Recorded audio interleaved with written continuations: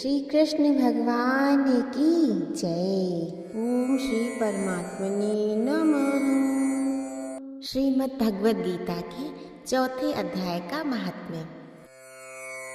श्री भगवान कहते हैं, प्रिय, अब मैं चौथे अध्याय का महात्म्य बतलाता हूँ, सुनो। भागीरथी के तट पर वाराणसी नाम की एक पुरी है। वहाँ विश्वनाथ जी के मंदिर में भरत नाम के एक योगनिष्ठ महात्मा रहते थे, जो प्रतिदिन आत्मचिंतन में तत्पर हो आदर पूर्वक गीता के चतुर्थ अध्याय का पाठ किया करते थे। उसके अभ्यास से उनका अंतःकरण निर्मल हो गया था। भरत शीत उष्ण आदि द्वंद्वों से कभी व्यथित नहीं होते थे। एक समय की बात है, भरत तपोधन नगर की सीमा में स्थित देवताओं का दर्शन करने की इच्छा से भ्रमण करते हुए नगर से बाहर निकल गए। वहाँ बेर के 2 वृक्ष थे। उन्हीं की जड़ में वे विश्राम करने लगे। एक वृक्ष की जड़ में भरत मुनि ने अपना मस्तक रखा था और दूसरे वृक्ष के मूल में उनका एक पैर टिका हुआ था। थोड़ी देर बाद जब वे तपस्वी चले गए, तब बेर के वे दोनों वृक्ष 5 ही 6 दिनों के भीतर सूख गए। उनमें पत्ते और डालियां भी नहीं रह गईं। तत्पश्चात वे दोनों वृक्ष कहीं ब्राह्मणों के पवित्र गृह में 2 कन्याओं के रूप में उत्पन्न हुए।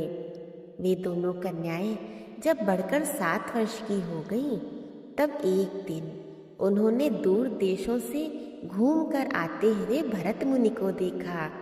उन्हें देखते ही वे दोनों कन्याएं उनके चरणों में पड़ गईं और मीठी वाणी में बोली, मुनि, आपकी ही कृपा से हम दोनों का उद्धार हुआ है। हमने बेर की योनि त्याग कर मानव शरीर प्राप्त किया है। उनके इस प्रकार कहने पर मुनि को बड़ा विस्मय हुआ। उन्होंने पूछा, पुत्रियों, मैंने कब और किस साधना से तुम्हें मुक्त किया था? साथ ही यह भी बताओ कि तुम्हारे बेर के वृक्ष होने में क्या कारण था, क्योंकि इस विषय में मुझे कुछ भी ज्ञात नहीं है। तब वे कन्याएं पहले उन्हें अपने बेर हो जाने का कारण बतलाते हुए बोली, मुनि, गोदावरी नदी के तट पर छिन्न पाप नाम का एक उत्तम तीर्थ है, जो मनुष्यों को पुण्य प्रदान करने वाला है। वह पावनता की चरम सीमा पर पहुंचा हुआ है। उस तीर्थ में सत्यतपा नामक एक तपस्वी बड़ी कठोर तपस्या कर रहे थे। वे ग्रीष्म ऋतु में प्रज्वलित अग्नियों के बीच में बैठते थे। वर्षा काल में जल की धाराओं से उनके मस्तक के बाल सदा भीगे ही रहते थे तथा जाड़े के समय जल में निवास करने के कारण उनके शरीर में हमेशा रोंगटे खड़े रहते थे। बाहर भीतर से सदा शुद्ध रहते। वे अपनी विद्वता के द्वारा जैसा व्याख्यान करते थे, उसे सुनने के लिए साक्षात ब्रह्मा जी भी प्रतिदिन उनके पास उपस्थित होते और प्रश्न करते थे।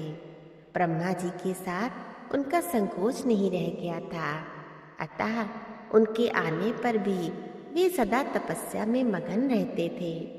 सत्य तपा को जीवन मुक्ति के समान मानकर इंद्र को अपने समृद्धशाली पद के संबंध में कुछ भय हुआ। तब उन्होंने उनकी तपस्या में सैकड़ों विघ्न डालने आरंभ किए।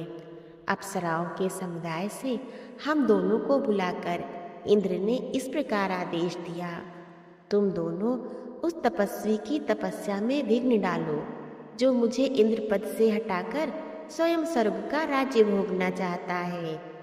इंद्र का ये आदेश पाकर हम दोनों उनके सामने से चलकर गोदावरी के तीर पर, जहाँ वे मुनि तपस्या करते थे, आ गईं। वहाँ मंद एवं गंभीर स्वर से बजते हुए मृदंग तथा मधुर वेणुनाद के साथ हम दोनों ने अन्य अप्सराओं सहित मधुर स्वर में गाना आरंभ किया।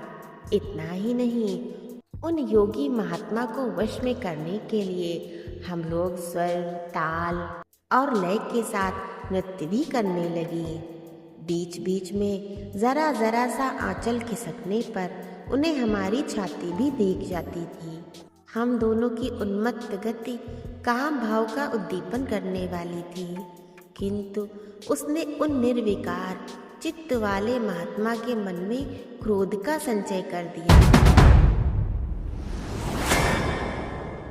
तब उन्होंने हाथ से जल छोड़कर हमें क्रोधपूर्वक श्राप दिया, अरे तुम दोनों गंगा जी के तट पर बेर के वृक्ष हो जाओ। यह सुनकर हम लोगों ने बड़ी विनय के साथ कहा, महात्मन हम दोनों पराधीन थे, अतः हमारे द्वारा जो दुष्कर्म बन गया है उसे आप क्षमा करें।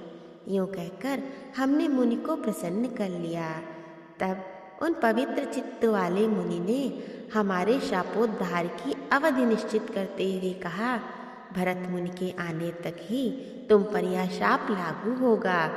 उसके बाद तुम लोगों का मर्त्यलोक में जन्म होगा और पूर्व जन्म की स्मृति बनी रहेगी।